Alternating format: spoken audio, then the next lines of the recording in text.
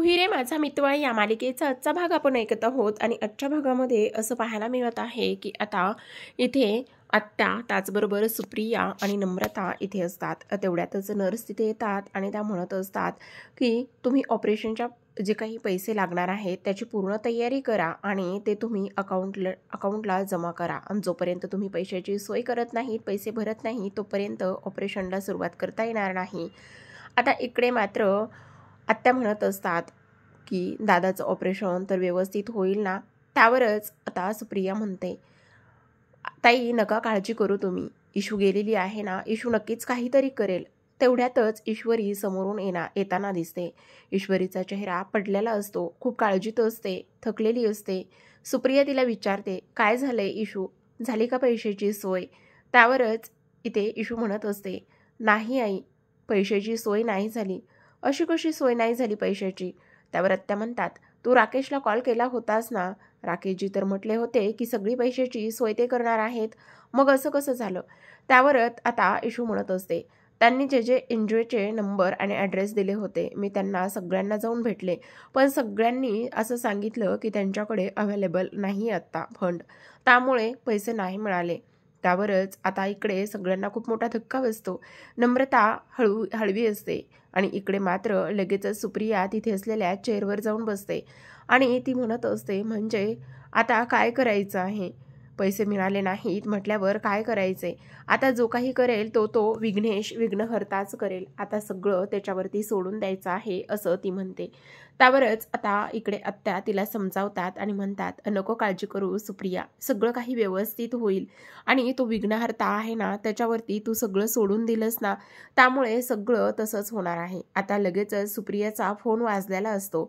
आता फोन हा इंदोरवरून आलेला असतो आणि इंदोरवरून त्यांच्या मैत्रिणीचा कॉल असतो आणि त्यांनी असं सांगितलेलं असतं की इंदोरचं जे जागृत देवस्थान आहे, गणपतीची पालखी ही मुंबईमध्ये येणार आहे आणि तुम्ही तिथे जाऊन नक्कीच दर्शन घेऊ शकता आणि मी तुम्हाला थोड्या वेळातच ॲड्रेस वगैरे पाठवते असं सांगितल्यानंतर आता इकडे सुप्रियाने सांगितलेलं असतं की इथे मुंबईमध्ये आपल्या इंदोरच्या जागृत गणपतीची पालखी ते येणार आहे आणि त्यामुळे असं सांगितलंय की तुम्ही तिथे जाऊन दर्शन घेऊ शकता। त्यांनी असं सांगितलेलं आहे की लगेचच मी आता तुम्हाला हे ॲड्रेस वगैरे पाठवते। आता इकडे मात्र लगेचच आत्या म्हणत असतात तू बघितलंस ना, सगळं काही व्यवस्थित होईल। इशू म्हणत असते आता काही जरी झालं तरी सुद्धा मी गणूबाप्पाची जाऊन इथे प्रार्थना करेल आणि गणूबाप्पाचं जाऊन इथे मी दर्शन घेईल, काही जरी झालं तरी सुद्धा मी पालखीचं दर्शन घेईलच आणि सगळं काही तोच सावरेल आणि तोच निवारेल असं इशू बोलत असते। त्यावर आत्या आणि सगळेजण तिला आधार देत असतात। तेवढ्यातच पुन्हा सुप्रियाचा फोन वाजतो। सुप्रियाच्या फोनवर ॲड्रेस आलेला असतो आणि सुभद्रा शिखरे असा ॲड्रेस असतो। आता हे सुभद्रा शिखरे कोण आहेत असं म्हटल्यानंतर त्या इंदोरच्याच आहेत हे सुद्धा त्यांनी सांगितले। त्यावरच इशू म्हणत असते म्हणजे आई मला माहिती आहे त्यांचा ॲड्रेस आहे। त्यावर सुप्रिया म्हणते काय झालं, तू यांना भेटली आहेस का, तू यांना ओळखतीयस का। त्यावरच इशू म्हणत असते हो आई, ह्या अर्णव राजेश शिर्के यांच्या आजी आहेत। आता इकडे सगळ्यांना खूप मोठा धक्का बसतो, मग इशू तू तिथे कशी जाणार आहेस। पण ईश्वरी तेवढ्यातच म्हणते आई तू नको काळजी करू, काही जरी झालं तरी सुद्धा मी पालखीचं दर्शन घेण्यासाठी तिथे जाणारच आहे, काही जरी झालं तरी सुद्धा मला पालखीचं दर्शन घ्यायचं आहे आणि मी पालखीचं दर्शन तिथे जाऊन घेणारच आहे असं इथे ती बोलते। आता ह्या सगळ्या गोष्टी बोलल्यावर मात्र इशू लगेचच विचार करते पण कसं जाऊ, काय करू, आत्ता तर एवढी मी भांडली त्यांच्याबरोबर आणि त्यांनी एवढं सगळं केलेलं आहे आणि मी त्यांच्या घरी कशी जाणार आहे असा विचार तिच्या क्षणाला एका वेळी येतो। पण ती म्हणत असते नाही, आता तिथे जाणं खूप जास्त गरजेचं आहे, काही जरी झालं तरी सुद्धा गणूबाप्पाच आता ह्या सगळ्या गोष्टीतून मार्ग काढेल असं इशू बोलते। आता इशूने ह्या सगळ्या गोष्टी बोलल्यानंतर इकडे अर्णव हा विचार करत असतो की काय होऊन बसले हे सगळं आणि तेवढ्यातच समोरून त्याला पाटील कोणीतरी येताना दिसतं। आता तो आवाज देत असतो सर म्हणून। अर्णव समोर येऊन पाहतो तर पाटील असतो। पाटील ह्या वेषांतरात मध्ये आल्यानंतर अर्णव त्याला विचारतो काय हे पाटील, हा कुठला अवतार आणि हा कुठला लुक केलायस। त्यावरच आता पाटील म्हणत असतो अर्णव सर, तुम्हाला एक गोष्ट सांगू का? त्या राकेशची माणसं, राजेशची माणसं इथे माझ्यावर पाळत ठेवून आलेले आहेत. त्यामुळेच मला हा सगळा काही वेषांतर करून येण्याचा प्रसंग आलेला आहे. त्यावरच अर्णव म्हणत असतो, बघ कसं काय आणि कशा पद्धतीने हे झाले. त्यावरच तो म्हणतो, मला खूप मोठी माहिती मिळाली आहे. जो इथे ईश्वरीच्या बाबाचा अपघात घडून आणलाय तो राजेशने केलेला आहे. त्यासोबत तुमच्यासारखाच इथे वेषांतर केलं होतं, तुमच्यासारखीच गाडी वापरली आणि हे सगळं त्याने घडून आणले. त्यावर अर्णव म्हणतो, मला वाटलंच होतं की त्यानेच हे सगळं काही केले, पण पुरावा नाहीये. त्यावरच आता पाटील म्हणत असतो, आता सगळ्यात महत्त्वाची गोष्ट म्हणजेच की तो आता हॉस्पिटलमध्ये सुद्धा असतोय. त्यावरच अर्णव म्हणतो, आता ईश्वरीच्या बाबांची तब्येत कशी आहे? त्यांची सर्जरी करायची होती, ऑपरेशन करायचं होतं, ते झालं का? त्यावरच पाटील म्हणत असतो, नाही, आणखी पैशाची सोय झाली नाही आणि पैसे जेवढे लागतायत तेवढे मिळाले नाहीयेत असं तो सांगत असतो. पण साहेब, मला आता तुम्हाला असं इथे पाहवत नाहीये, मला काही करून तुम्हाला बाहेर काढावं लागेल असा तो विचार करत असतो. त्यावर अर्णव लगेचच म्हणतो, तू तुझा फोन घेऊन आलायस का? जर तू तुझा फोन घेऊन आला असलास तर मला पटकन तुझा फोन दे असं म्हटल्यानंतर आता पाटील लगेचच स्वतःचा जो फोन असतो तो अर्णवला देतो आणि अर्णव पुढची प्रोसेस इथे करायला लागलेला असतो. तर इकडे आता आजींना अचानकच त्यांच्या भावाच्या घरी जावं लागलेलं असतं आणि त्यामुळेच आता वल्लरी आणि त्यासोबत अंजू ह्या दोघींवरती घरात जी पालखी येणार असते त्या पालखीची पूर्ण तयारी करण्याची जिम्मेदारी पडलेली असते. अंजू म्हणत असते, आजी नाहीये तर किती चुकचुकल्यासारखं वाटतंय. त्यावरच वल्लरी म्हणत असते, नको काळजी करूस, आता अचानकच त्यांना जावं लागलेलं आहे, म्हणूनच आपल्याला सगळी तयारी करावी लागणार आहे. बघ, चल पटकन, आपण पालखी येण्याची वेळ झाली, बाहेर जाऊन थांबूयात असं ती म्हणत असते. तर इकडे मामा आता फोनवर बोलतच आलेले असतात. मामा म्हणत असतात, काही काळजी करू नका आणि माझ्या परीने जेवढं होईल तेवढं मी करण्याचा प्रयत्न करतो, होता होईल तेवढी सगळी मी लवकरच अरेंजमेंट करतो असं म्हणूनच मामा तिथून बाहेर पडलेले असतात. इथे वल्लरी म्हणत असते, बघ आत्ता हे कुठे चाललेत, असंच करतात नेहमी, जिथे कुठे जातात तिथे जाताना सांगून सुद्धा जात नाहीत आणि परत म्हणतात की मी चिडचिड करते.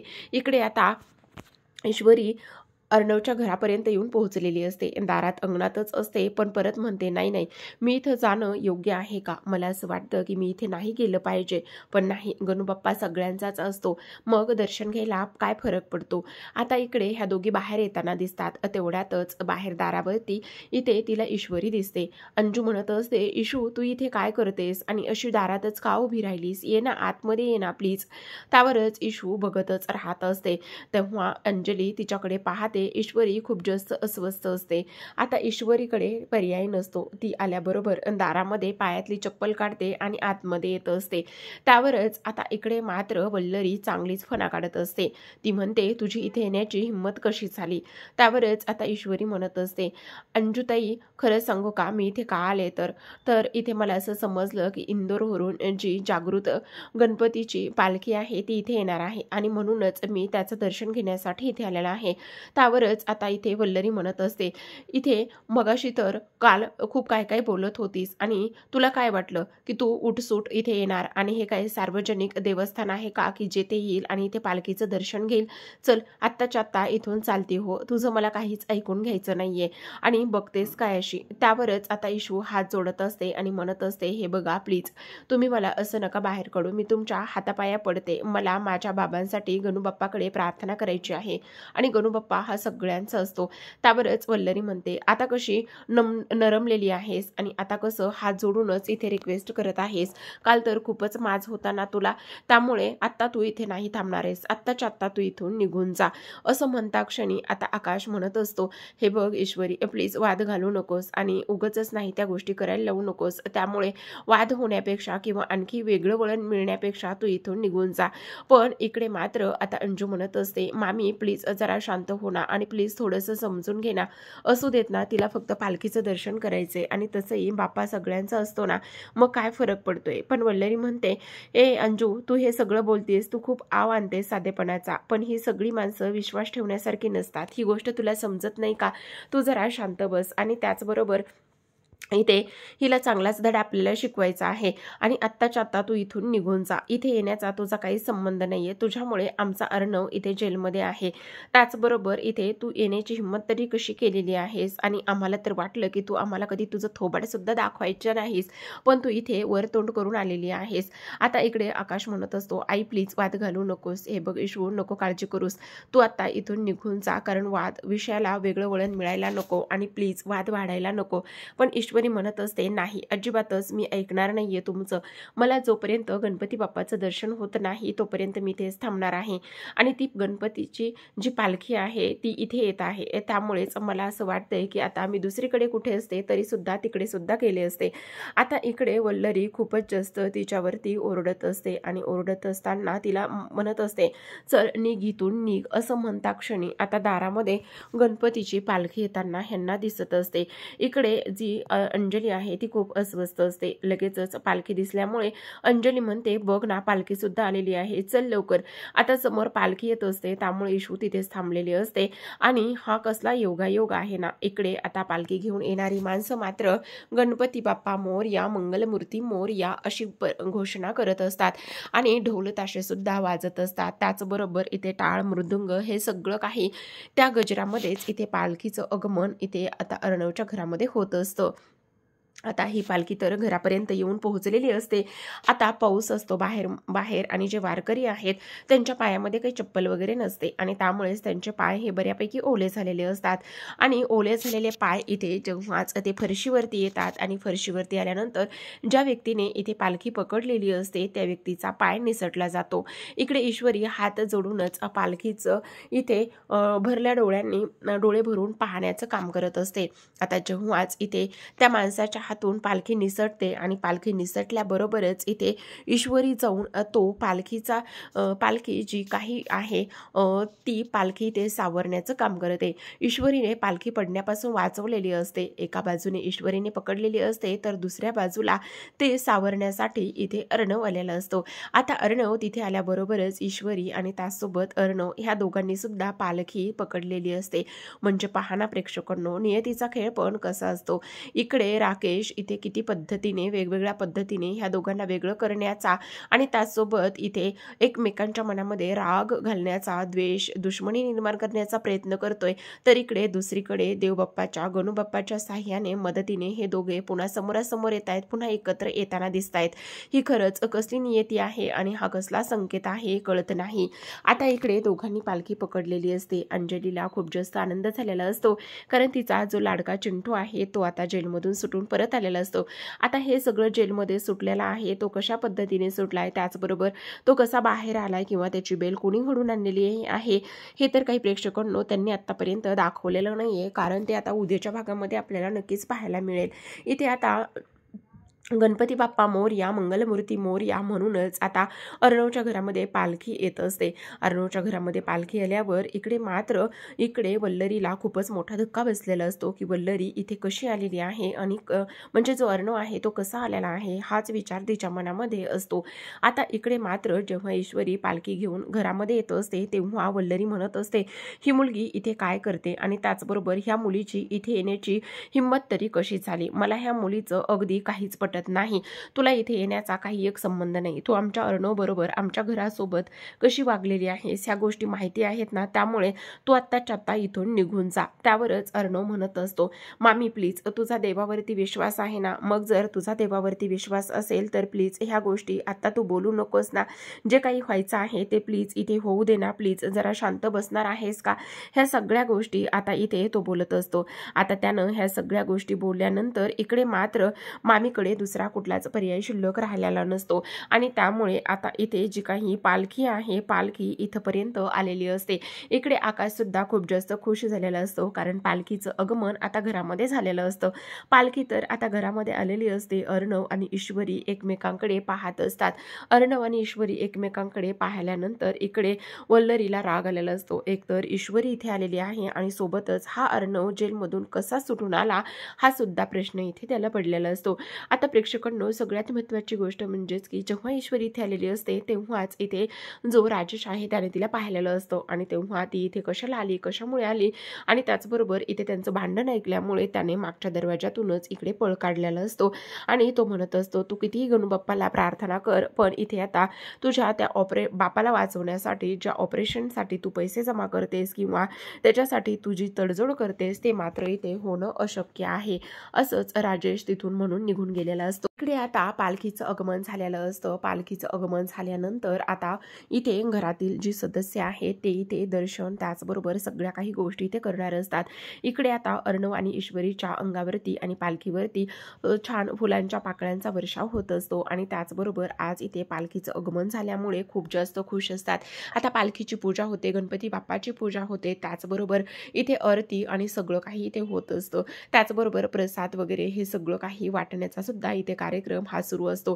त्याचबरोबर जे वारकरी संप्रदाय इथे जमलेला असतो तो वारकरी संप्रदाय सुद्धा खूप जयघोष करत असतो। इकडे आता राजेश जो आहे तो इथे हॉस्पिटलमध्ये आलेला असतो आणि राजेश हॉस्पिटलमध्ये आल्यानंतर तो विचार करत असतो की आता ईश्वरी किती नाही म्हटलं तरी सुद्धा पैसे जमा करायला गेलेली आहे, पण काही जरी झालं तरी सुद्धा तिला इथे पैसे मिळता कामा नये आणि त्याचसोबत इथे जोपर्यंत मी आहे तोपर्यंत तर कसलेच पैसे इथे तिला मिळणार नाहीत, या गोष्टीची मी पूर्णतः इथे आता काळजी घेईल, ह्या सगळ्या गोष्टी तो इथे बोलताना दिसत असतो। आता काही जरी झालं तरी सुद्धा ही कसे पैसे जमा करते आणि कशा पद्धतीने ह्या सगळ्या गोष्टी होत आहेत असंच इथे तो ह्या सगळ्या गोष्टीचा विचार करत असतो। तर आता प्रेक्षकांनो, इथे आजच्या भागामध्ये एवढंच। उद्याचा भाग खूपच इंटरेस्टिंग आणि रंजक असा दाखवलेला आहे, कारण आता ईश्वरीच्या बाबांचं जे काही ऑपरेशन आहे त्याच्यासाठी तर आता पैसे छान पद्धतीने जमलेले असतात, कारण ते पैसे कोणी आणि कसे जमा केले ते आपण पाहूयात। तर आता इकडे पालखीचं दर्शन झालेलं असतं आणि ईश्वरी तिथून निघालेली असते।